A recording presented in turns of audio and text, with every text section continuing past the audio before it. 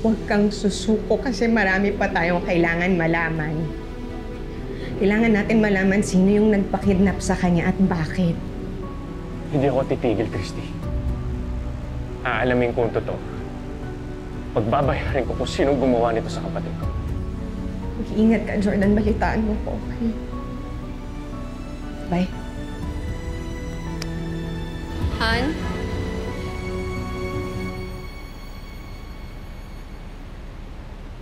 Totoo ba? Ang alin? Totoo bang hindi ako ang ama ni Junior?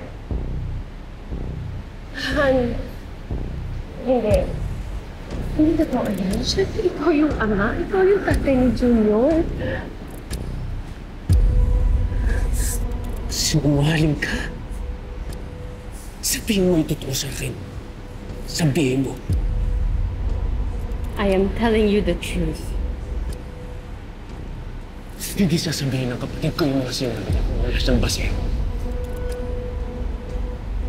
Hindi ko rin alam kung bakit niya sinabi yun, Han. Siguro, desperado na si Jeff na paghiwalayin tayong dalawa.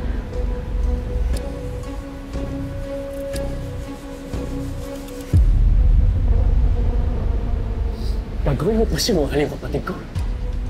Hindi sinungaling si Jeff. Hindi sa kagaya mo. Sinabi niya, kinidnap siya eh.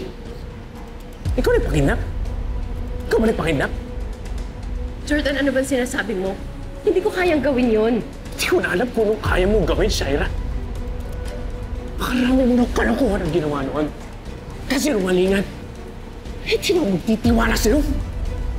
Han, listen to me. Listen to me! Makinig ka muna. Na-trauma si Jeff. Kaya siguro kung ano-ano yun yung mga pinagsasabi niya kanina. Nakita mo naman yung itsura niya, di ba? Baka nga nababaliw na siya eh. Siya yung dapat hindi mo pagkatiwalaan.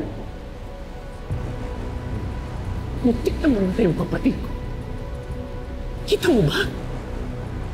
Ikakamatay niya na to.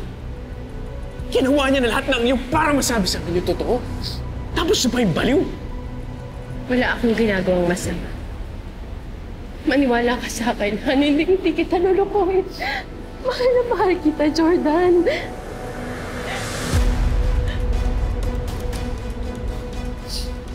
Lahat ng gagawin mo para sa pagmamahal. Tinan mo ang sarili mo. Yan ang baliw, hindi yung kapatid ko. I am your wife. Kasal na tayo. Hindi ka pwedeng nagagalit na lang sa akin ng basta-basta ng ganito. Han, isipin mo yung pinagsamahan nating dalawa. Isipin mo yung pamilya natin.